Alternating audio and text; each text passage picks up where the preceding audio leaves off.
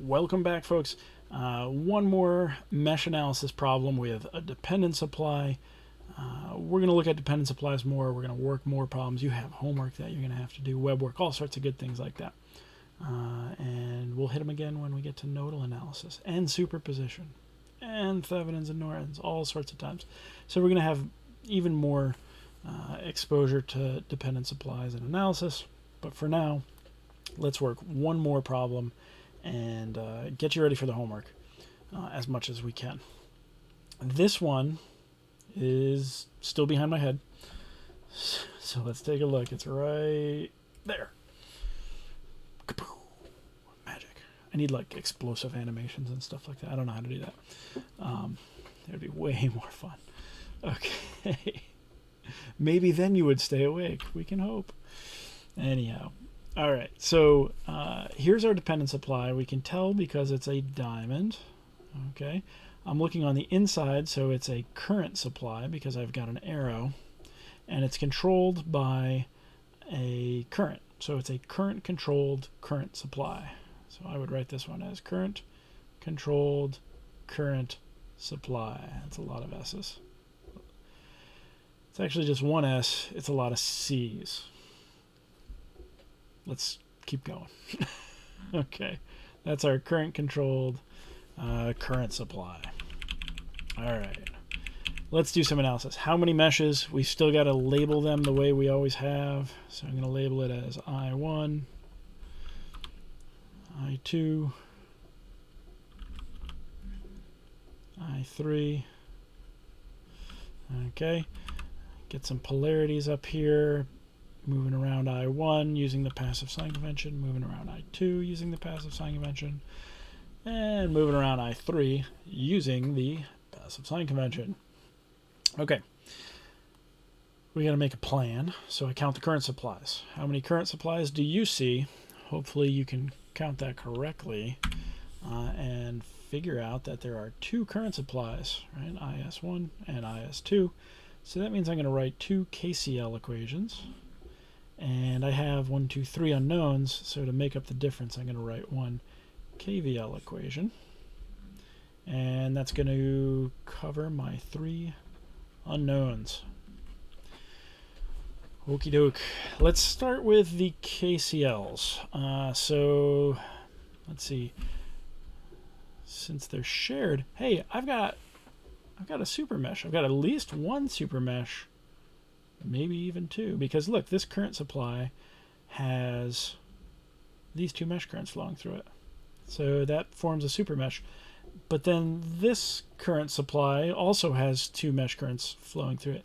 So we got to figure out what to do with that. So I'm going to leave this white because it's really spanning the orange and the blue for now. And this is the KCL for IS1. And I might have called it the KCL for the super mesh, but this one's kind of unique because we've got two sets of meshes that need to combine, and we'll figure out what to do with that. Okay, so I1 touches the current supply and it goes in the opposite direction. I2 touches the current supply and it goes in the same direction, so it's negative and positive, and that's equal to 4 milliamps. That one is done. We're a third of the way there. Let's write over here the KCL for IS2. This one is also a super KCL. All right. I2 touches the current supply and goes in the positive direction. I3 touches the current supply and goes in the negative direction. Okay. And that is equal to 2I X. Ooh, there's my problem. I omitted I1. I did it without thinking. Sorry, I didn't say it. I'm saying it now. I1 doesn't touch that current supply, so it doesn't show up here. And then I omitted I3 over here for the same reason, because it doesn't touch that current supply, and that's the one I was writing this equation for. I did that without saying it out loud, but it's correct. Here's my problem. Right? That's my problem. There's a control variable. It's not a constant, and it's not one of my unknown mesh currents. So I've got to deal with it. And here's how I deal with it. I say, okay, it's controlled by a current, and we got to go find that current labeled somewhere else in the schematic. It's over here, and it's a current. So I'm going to say, does I1 touch that? Yes, it does, and it goes in the same direction. Does I2 touch it? Nope. Does I3 touch it? Nope. And that's equal to IX. So IX is just equal to I1. So I can really just swap that out. Now, be careful when you swap it out. That's all I'll say, is make sure you go through and actually work it out, because it would be easy to screw up. So I'm going to substitute that with I1, and then make sure you pull it over to the other side. I think it's easy to go quick and make a silly mistake there, and silly mistakes are only laughable if you don't kill somebody with it or get points off on the exam. That's the real important thing, right? Okay, so there's our second equation. We're 2/3 of the way done. I'm feeling pretty good about that. Constants, unknown mesh currents. That equation looks ready for our system. We got to write the KVL, and we got to write the KVL avoiding current supplies, because that would just add an additional unknown, and we don't want to do that right now. So I can't write it around any of the individual meshes, I1, I2, I3. I can't write it around I1 and I2 like I would have had I seen that current supply in a previous problem, because I can't make this jump. Okay, so this is an instance where we have, instead of just two bubbles being next to each other and then they form the super loop, we're going to have three bubbles. I don't have three hands. You're going to have to picture it with your mind. Sorry.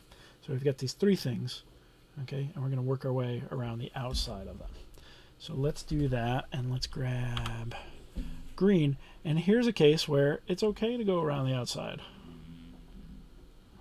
Okay, it's the only thing that's left that we can write, so we have to use it. So I'm going to go up. Where can I squeeze it in down here? I'm going to try this. This is the KVL for the super loop. The noises help me. I'm sorry when I do that, but I don't know. It makes it a little more exciting for me. So we're going to go up across the 100 volt.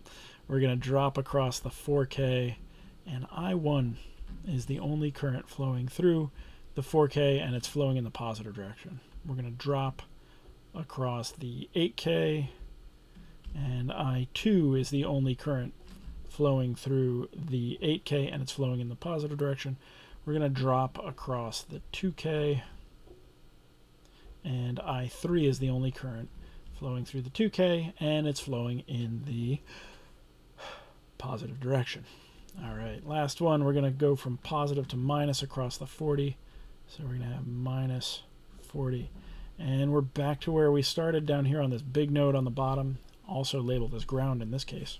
Not critical for mesh analysis, but it's there, so we can call it the ground node. But there's our equation. And if you look at that, it's a bunch of constants and it's a bunch of unknown mesh currents. We just got to manipulate it a little to make it work out. So let's see, 100 minus 40 is going to be 60. And then I'm going to bring there's only one term for everything already. So I'm going to bring each of these over. 4K I1 minus 8, plus 8K I2. See how easy it is to make those mistakes. Go slow. Make sure you get it right. And be better than me, hopefully. Okay. Just so that it's in a good form here, I'm going to grab that 60 and I'm going to move it over there. Okay, just flip-flop the equation like that. And there is our third equation.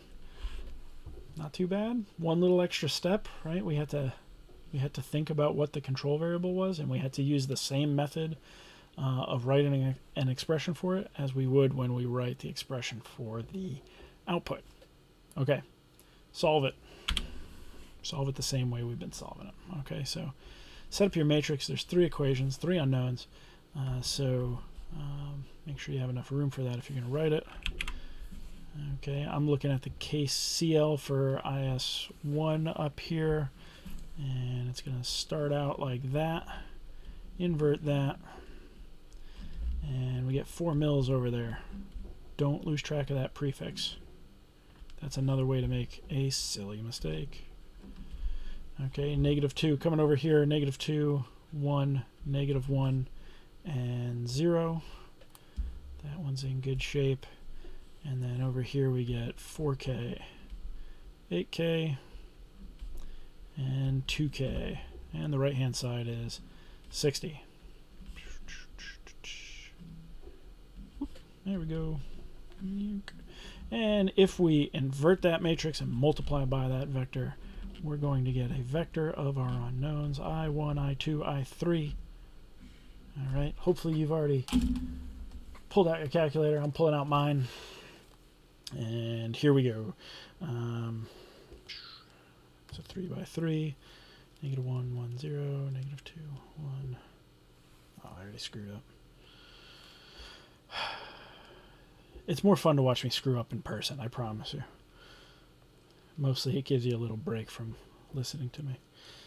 -2, 1, -1, 0. Or it gives you time to ask your neighbor for help doing this if you're struggling figuring out your calculator.